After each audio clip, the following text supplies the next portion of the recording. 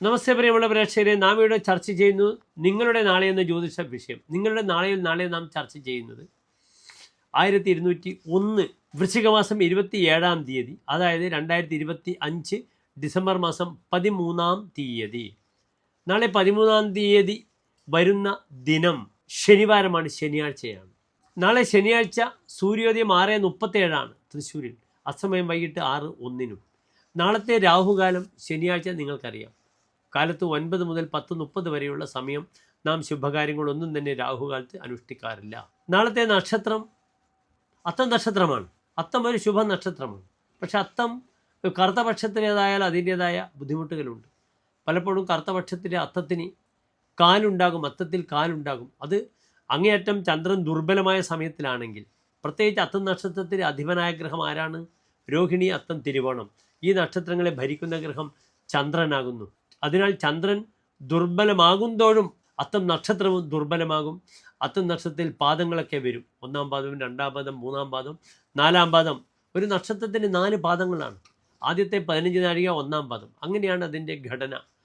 കറുത്ത ഭാവിന് അല്ലെങ്കിൽ ചതുർദശി ഉള്ള അത്തമാണെങ്കിൽ വളരെ ദോഷമാണ്. നാളത്തെ തിഥി കറുത്തപക്ഷത്തിൽ നവമി തിഥിയാണ്.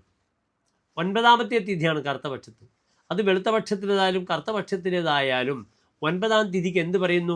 റിക്താ തിഥി എന്ന് പറയുന്നു. ഒഴിഞ്ഞ തിഥിയാണ്. തിഥി എന്തിനെ സൂചിപ്പിക്കുന്നു?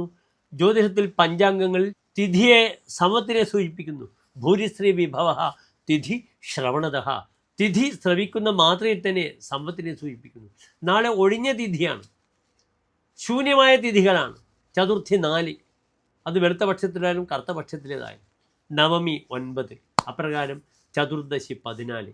അതിനാൽ എൻ്റെ പ്രിയപ്പെട്ട പ്രേക്ഷകർ, നാളത്തെ ദിനം സാമ്പത്തികമായ വിഷയത്തിലൊന്നും ഇടപെടുന്നത് അത്ര അഭികാമ്യമല്ല എന്ന് ആദ്യമേ പറയട്ടെ.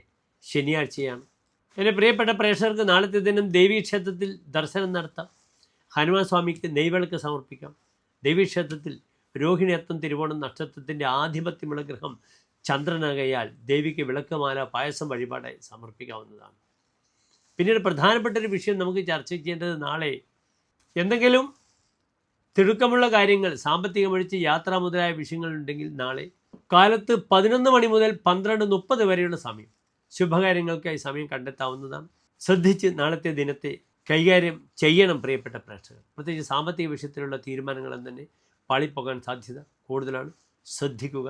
നന്ദി, നമസ്തേ.